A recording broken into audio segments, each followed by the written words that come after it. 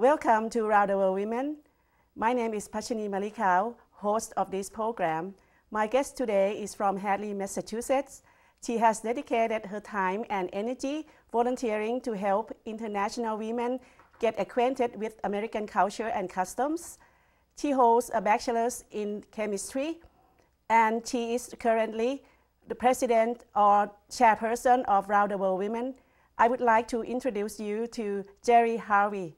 Hi, Gerry, how are you? Hi, Pat. It's so nice to be here with you today to be able to talk about one of my favorite topics, Round the World Women. Great. I appreciate your time of being here. Gerry, let's talk about your background. In the very beginning, you have surrounded yourself with international women or people when you were young. Can you tell me a bit about it? Yes, I certainly can. My father was a professor at the University of Connecticut in Storrs, Connecticut, and he had a real heart for bringing students home that needed a home for my mother to prepare meals for. So the first one I really remember well was a man from India with whom we still have contact. He got his PhD and then went back to India and taught for many years and then worked with fisheries in the south part of Madras. Wow. So over the years, many, many people came through my home from different cultures. My mother's desire was to make the dish that they would think of home. Oh, that's interesting. Yeah, so she learned it from them. She learned it from them, and she had a United Nations cookbook, which had recipes from all over the country. Talking about India, I know that the family of your husband's side have lived in India for quite a while. Can you please tell us about that? Yes. Jim's father, when he was 19, went to India as a missionary, built a school there, built a farm, was very active. He recruited Jim's mother to come to India to teach, and Jim was born there. And what did she teach? She ended up not teaching. She ended up doing office work. Many years later, she got a bachelor's degree and then taught elementary school in this country. She has a very interesting life. I know that she lived up to 90. She was 101, almost 102 when she died last year. Yeah. And she always had a heart for people around the world and doing things for people. That's great. She loved the women and their children from other countries who would come to our home over the last few years. So you lived for 5 years in West Pakistan. That's right, we did. What did you do there? Well, my husband went to teach physics in 1965 to 70. We were there. After you got back, he got back from India already. Yeah, he came back when he was 4 years old. So he grew up really in the United States. I see. But his parents always kept contact with India, and they had people coming to their homes. So he was teaching physics, and my two daughters were born there in a Catholic hospital in Rawalpindi. I felt I got wonderful care. This was in the 60s. So you made a lot of friends there? So we did, and we still have a real love and heart for Pakistan. And we still maintain friendships with people who have come from Pakistan to here. That's interesting. And now your daughter lives in Germany, one of your daughters. That's right. So, and you travel there quite often? Well, mostly we've been bringing them here, but for Christmas we went and spent 2 weeks with them in Munich, Germany. So what has international experiences enriched your life? Well, it makes us feel that we know more about the world. And I think that we're much more empathetic for what it's like in other parts of the world. I think going especially to what we call now a third world country changes your perspective on what's important in life, whether it's things or people. And also just makes us aware also of how wealthy we are in this country. Well, and you are from Connecticut. What brought you here to Amherst? Our daughter. Our daughter and her husband are professors at UMass. So when we retired, we wanted to be near at least one of our children. And we have 2 grandchildren who live here in Amherst. And how did you get involved with Round the World Women? Well, since I was retired and coming here, I said, well, okay, what am I going to do with my time now that I'm retired? And I saw an ad, one of the little community volunteer lines in the newspaper, and I called up and said, Oh, yes, I'd like to do that. How long ago was that? That was 10 years ago. 10 years ago. Yes. My mother had been involved in working with international students at the University of Connecticut. And I grew up or saw in my home pictures that had been painted by a friend of hers. And one of the pictures is a picnic.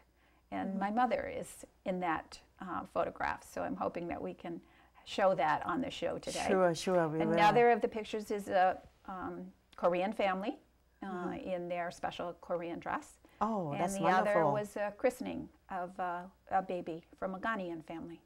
Oh, that must be something, huh? So yeah, nice. so I came, I said, oh yeah, I'd love to do that. It was fun meeting the international women. So what did you do actually when 10 years ago? Before I retired, you mean? Yeah, I mean when you got started to get involved with I was a driver. Oh, okay. I was a driver. And the wonderful thing about it was that I learned about the area because this area was really new to me too. All right, okay. So when we went to the apple orchard, well, I had never been there before. When we went to some of the locations in Northampton, I'd never been there before. So it was wonderful for me, and having no other friends here really, except for family. It was wonderful to be able to meet new friends. For people who don't know Round the World Women yet, could you please give us a little bit of a history? Actually, there's a very long history, and I'm hoping that we'll have a couple other long-term Round the World Women be on your program so they can give you a longer history. But it goes back to about 1966 when they saw a real need for reaching out to some of the wives of graduate students who were at UMass. And they actually went around knocking on doors in North Village, which is the family housing for the UMass, and had English classes for the women. Just recruit them just right on spot. They just recruited them right on the spot. Okay. And some of them, I guess, were kind of fearful. You know, who are these people who are coming knocking on our door? I can imagine that. And often, that long ago, many of the women did not have English in the same way that they have now, or the opportunities to learn English.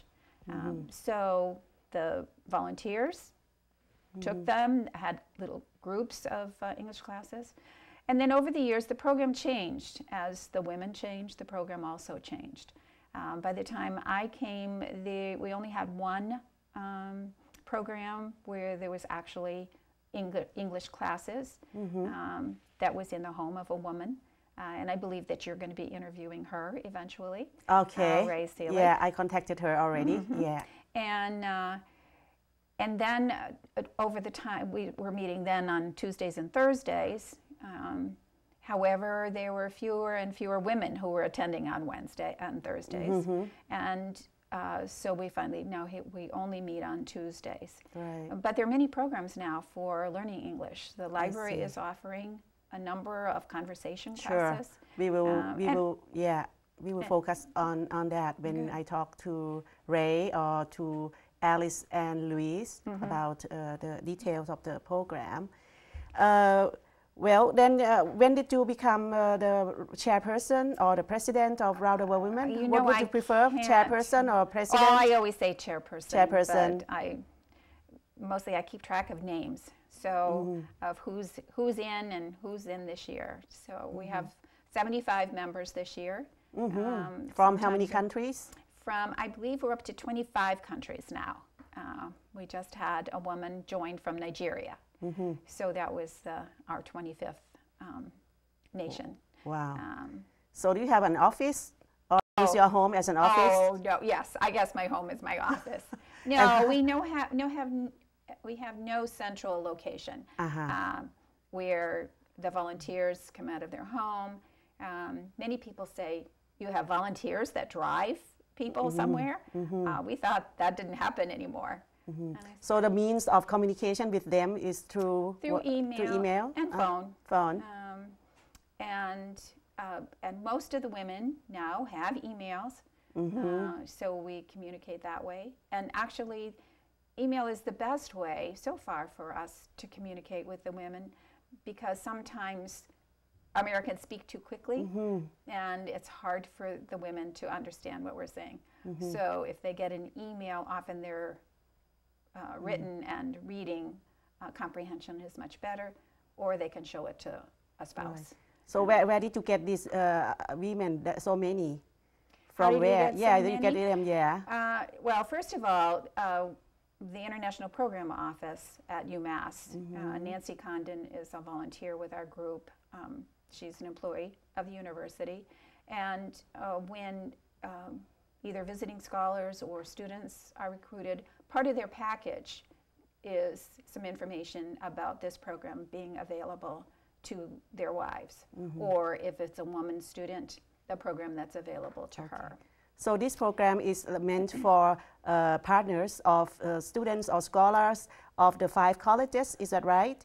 Well, that's certainly the main emphasis, because that's most of the women are connected in one way or another. But it's not limited to that.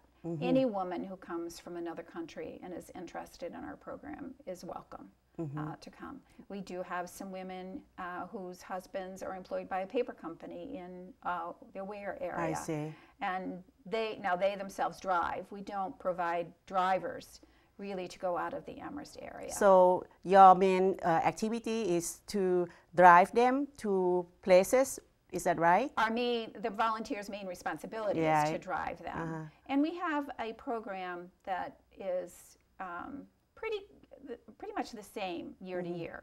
Like we try to go to the apple orchard every year. We have an event where we sit down and make wreaths, holiday wreaths, that we do every year. So by the time you've gone through a full cycle, a member has gone through the full cycle, they probably will have other activities and they won't care about coming a second year. They're always welcome. But they are welcome if they can transport themselves. I see. So you will just cater for the transportation only for 1 year, the first year. That's right. And some of the women are already driving their first year, and so sometimes they drive. Sometimes we even recruit them to help, because as our volunteers have gotten older over the years, we have been losing them. We're really excited that we have a few younger drivers now who have just joined, but that is a problem. So the important thing is for not only for seeing the area, learning where places are. We've gone to Look Park. Then the women can take their families later on to go see Look Park. So we might go to a museum, then they can take their family later to go to that museum. Right. So they learn to appreciate the landscape of Massachusetts. They learn to appreciate the museum, the culture, and natural resources. Like they went to the Museum of History, right? That's right. That's right. Natural history. To be able to go and see some of the. And some programs or some activities cost money. Where do you get the money from?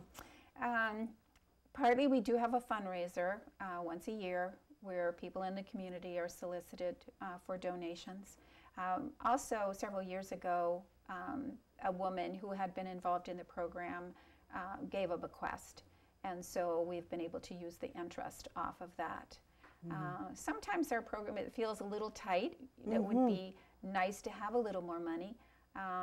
But when we have less, then we try to do programs that are free.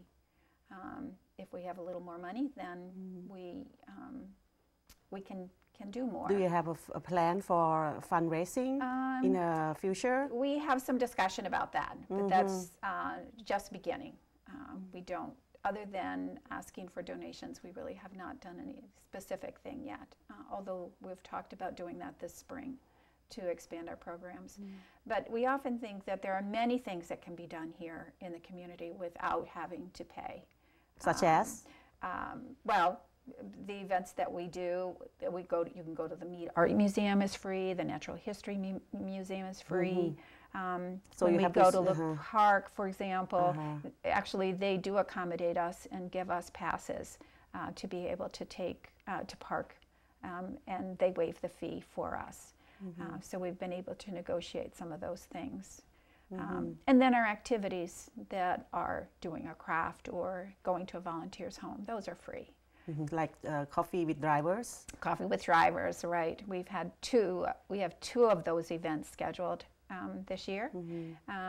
And we break down into small groups, maybe only 4 or 5 women in one volunteer's home, and they have a chance to talk about a particular topic or just anything that they're concerned about. But another really important feature of our program is that it gives time for these women to meet with each other. They meet women of their own culture, but also women from other of these 24, 25 nations. They get to know each other. Do they get along well, especially countries from different political angles? As far as I have heard, they get along very well. They get along very well. Over the 10 years I've been involved, I really only heard of one incident where there was a woman felt that she was not well accepted, and it was by her own countrywoman, not from another country. That must be individual problem. Individual problem then. Yeah. So. Yeah. But anyway, otherwise they get along very well, and they often get together outside of our meetings. And why only the women, not their partners or husband or spouse? Well, originally I believe there was the main reason, and it to some extent it still exists today. I think it's time for us to change, but I'm sort of the new one on the block. There's some cultures where they still believe that men and women should not socialize. I see. So we try to accommodate that.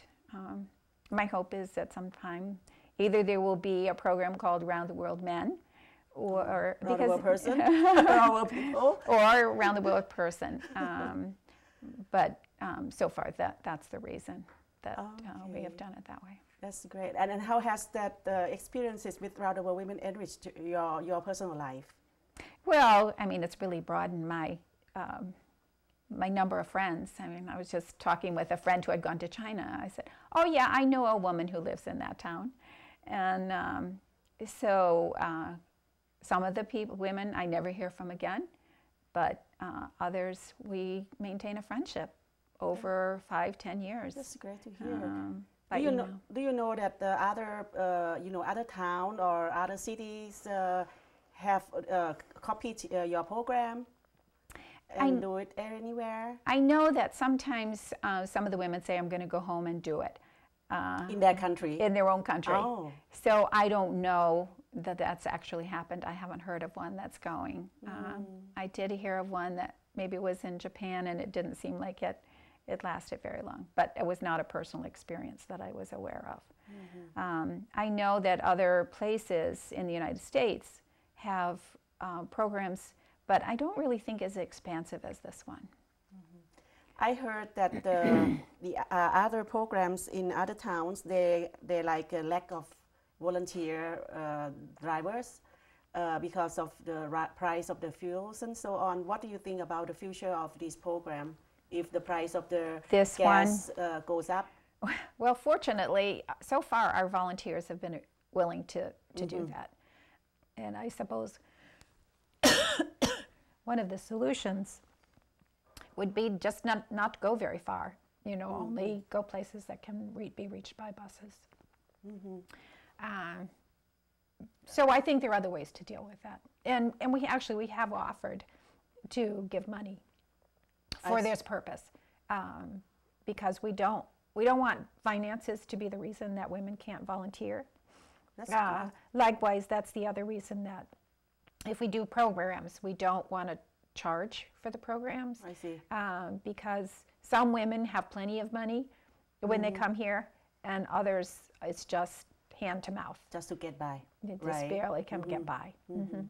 So probably I heard sometimes like a walking tour in Amherst is also a good solution for one day. Like yes. Just touring the Emily Dickinson's museum, something like that. You'd have to go around the outside because there is a fee for Emily Dickinson. Oh yeah, okay, that's right. And one of the other things that's really important for our program is that we welcome preschool children. So we have babies. We don't have all of them attending the meetings, but we've had 5 new babies born in the last 6 weeks of Round the World Women. Yes. So one new mom attended yesterday, but she left her baby at home with her parents. Yes, so but we have children. So there are some places we've gone and we're not quite as welcome because children tend to touch things, and so we just have to be a little cautious about where we go because we want our children to feel totally accepted. So this is interesting. So what do you think of the that the Rowdy Women has achieved the goals or not? Well, you know, the original goals, what was it? To help women feel comfortable in a new culture. And I would say to some extent that's certainly true. I mean, if you see the enthusiasm of a meeting, you know that it's really helping women to feel comfortable in a culture that's very different. From time to time, we also get, well, actually we ask for feedback for our solicitation letter that goes out in the spring. You know, what has this program meant to you? And one of the ones that made me appreciate the program in a different way, making friendships is wonderful, but this particular woman wrote, she said, "I have to thank you," she said, "my impression of Americans was very bad. And after being involved in Round the World Women, I see a very different picture than I had thought of before." So I think if we can communicate that as individuals within our country, that we do care about what happens in the world and what happens to other women, that's an important thing. So you are a living ambassador of the United States of America. Yeah, you just like, that's a nice way to put it, Pat. Yes, that's a very nice way to put it.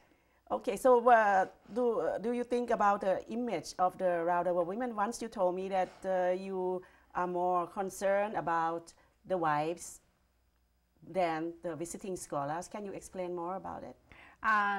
Well, I think that the visiting scholars, although they add a great deal to our program, they also have a lot of programs available to them. Often they'll have bus trips that will take them other places. Right. They have contact with other students, their professors, whereas sometimes the wives have no outside contact. Sometimes at home they had a profession. Sometimes their main profession was being a homemaker, which is very important in their own country, but also very important here. But being home with a couple of children all day can sometimes be difficult. It's a very important job, but not always an easy job.